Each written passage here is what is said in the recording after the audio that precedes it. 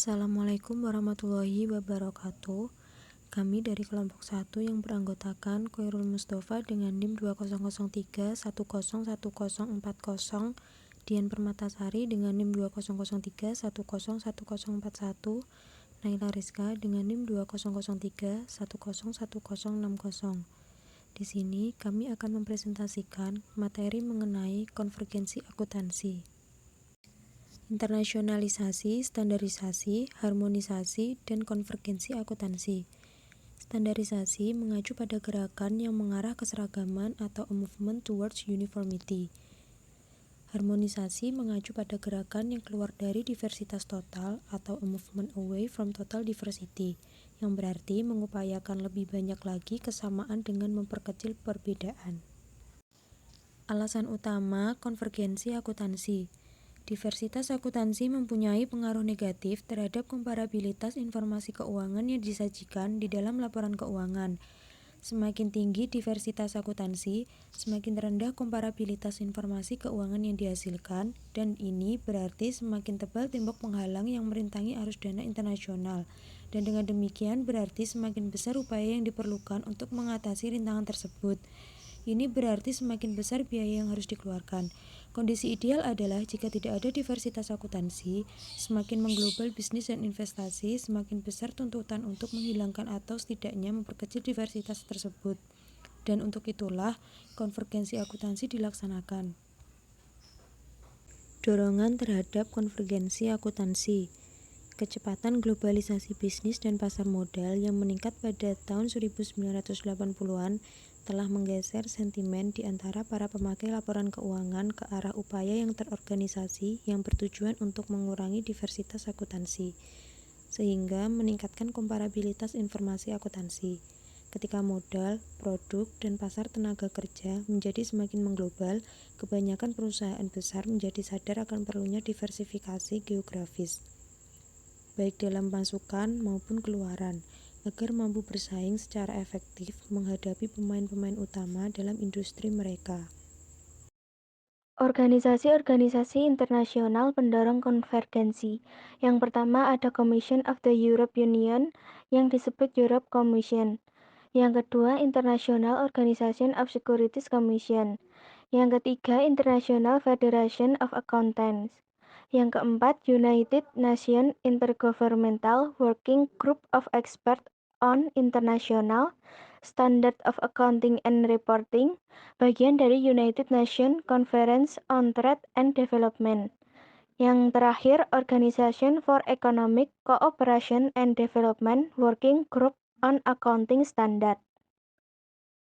International Accounting Standard Board atau IASB bertujuan untuk yang pertama menyusun satu set tunggal standar akuntansi global yang berkualitas tinggi, dapat dipahami, dan dapat dilaksanakan yang menuntut agar informasi yang disajikan dalam laporan keuangan dan pelaporan keuangan yang lain berkualitas tinggi, transparan, dan comparable sehingga dapat membantu para partisipan pasar modal dunia serta para pemakai lain dalam pengambilan keputusan ekonomi.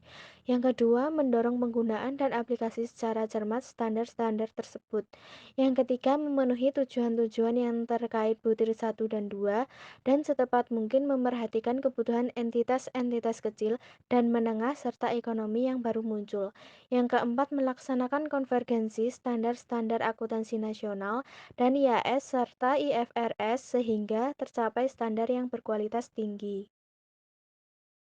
International Organization of Securities Commission atau IOSCO. Tujuannya, yang pertama bekerja sama untuk mempromosikan standar-standar regulasi yang tinggi untuk memelihara pasar yang sehat, efisien, dan adil.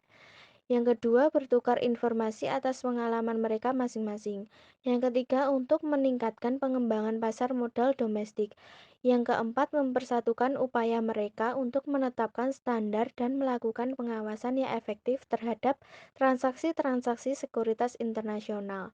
Yang terakhir, saling memberikan bantuan untuk meningkatkan integritas pasar melalui aplikasi standar secara ketat dan penindakan yang efektif terhadap pelanggaran.